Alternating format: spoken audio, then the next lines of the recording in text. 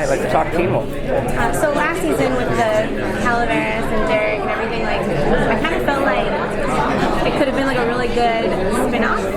Like I would love to follow those guys and their I think it's a great story idea. and stuff. Well, I guess my question is like, would you consider like a Teen Wolf spin-off? Maybe not necessarily that story, but branching out and doing another show, but in the same universe. Oh, we've talked about spin-offs before, actually. The problem is they want me to write it, and I would rather have another staff of writers working on it. And I like to focus all my time on this show. There are a lot of showrunners out there who branch out into other shows. I think they sometimes they suffer from it. I have difficulty focusing on other projects. It takes up my time. But I think a spin-off would be great. And I think the Hales would definitely be great for a spin-off. We had talked about doing a Hale spin-off. I wanted Christian Taylor to run it, actually, who went off to do Eye Candy. And it would have been about young Derek Hale. That would have been awesome. Yeah, we were going to call it Beacon Hills. Or the Hunters. I wouldn't mind the Hunters and that whole philosophy of the family and the female, the matriarchy. I love it too. Yeah. And especially if it's starring J.R. Bourne. So when last we spoke, I asked you if there was a scene or something coming up that you wanted the fans to see, and you were talking about, you mentioned the end of the first episode. So now that we're a few episodes in, or a couple episodes in, what's the next thing that you can't wait for the fans to see?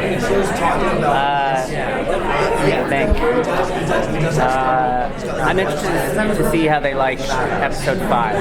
Episode 5, the story takes a big turn, and it's a great Dylan O'Brien episode, especially. I love the fact that this season we're able to focus on certain characters. Like, I loved Shelley Hennig in episode 3, the last episode. I think she really shined in that episode as a hero, and as her struggle of whether or not her moral struggle of do you save people, or do you struggle to save people, or do you just let them die? And her saving Tracy, trying to save Tracy, was great to play, I think. But I'm also excited for them to see the finale, because it's pretty dark, and it's sort of our Empire Strikes Back story too. It ends very depressingly.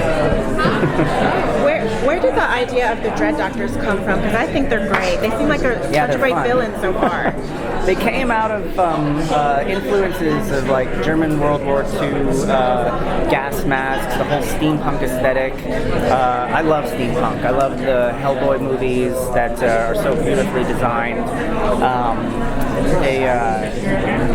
This season was sort of, we pitched it as sort of our Island of Dr. Moreau season, so we always knew that we wanted to do a kind of science meets the supernatural season, and we set our effects artists to designing them, and it was our way of doing science, but not without test tubes and things like that. And I never wanted to do a show where there are werewolves in cages being experimented on. I wanted to be a little cooler than that, a little bit more alchemy, a little bit more, I would say, medieval, maybe. So I thought it was interesting that you brought another Canema back. What was behind that decision? You'll see, because it's not actually a Canema. It's not actually, it has elements of Canema, but there's a difference to it. So that all comes from the Dread Doctors. Yeah, so Dr. Deaton was the one who mentioned, it seems like they're trying to rewrite the supernatural rules. Like, what can we expect to see them fiddle with throughout the season? Like, what's something? A lot. Yeah. There's some big, interesting twists, and you'll see some creatures that you haven't seen on Teen Wolf before.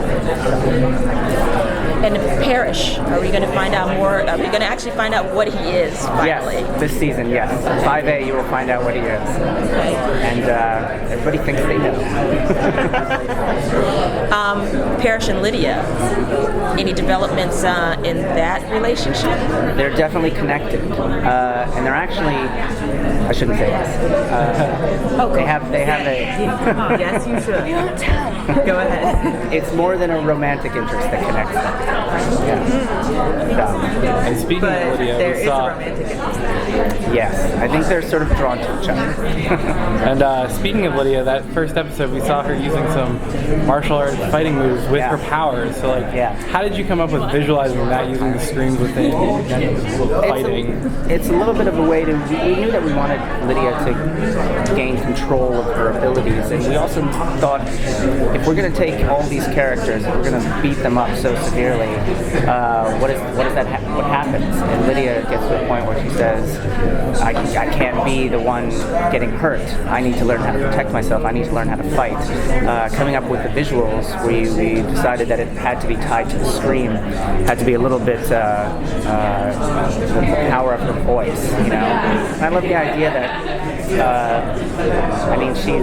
she's in a horror show and she's the girl screaming, but the scream is her power. You know, that's fun to turn that around.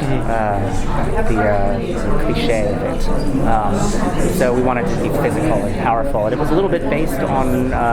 We'd always loved the effect where Jennifer Blake slams her hands against the door and sends one of the alphas flying back. So we wanted to do a little bit of that. We thought that was cool. Sorry, last question. Somebody else? Can you talk about Scott's journey this season? It's I think I've heard you say it's a failure of leadership with him. Yeah, he needs to face failure. There's an idea that you learn more from your failures than your successes, which I think is true. So he's going to face some struggle, and he's going to have the members of his pack questioning him, people like Styles and people like Liam, and they're not so sure he has all the answers anymore. He gets to a point where he isn't sure anymore either, and it's one of those issues where, and you see it in the trailer, where he notices something has changed. You notice that feeling of your friends, you get to a point where your friends sort of start to pull apart, and you don't know how to fix it, and you sort of wonder, is it you? You know, and I think those are hard things for a character to face.